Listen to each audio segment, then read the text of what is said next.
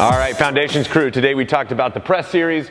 We're gonna do a quick review of those three movements, talking about the strict press, the push press, and the push jerk. Little differences between those. Let's come over, take a look at Gio. When we're talking about the strict press, the barbell is gonna be in that front rack position.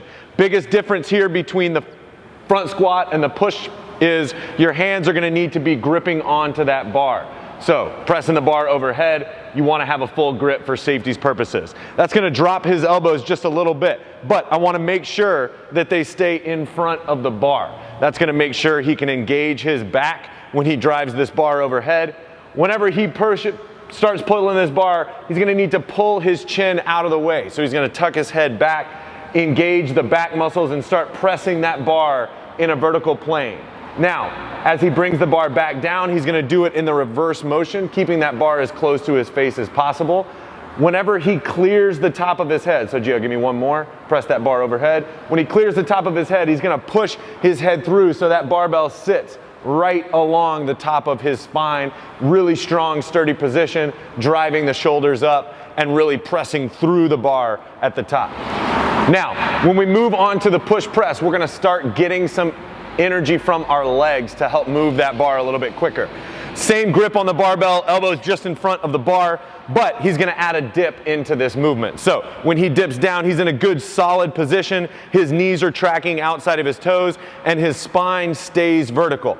Big mistake that I see Gio stand up is people start to drop those elbows, and that brings your chest forward. If you tried to drive out of this position, you would throw the barbell in front and not be able to catch the weight. So you want to keep that barbell nice and back in the frontal plane, and you do that by keeping your chest up and your shoulders up in a good dip position. Now, from this position, he's going to drive his hips and really open that hip crease to put energy into the bar, into that strict press. So one more time, nice and slow. He's gonna dip down and then violently open that hip joint and press the bar up overhead. Being able to open that hip joint, very important for getting energy into the barbell.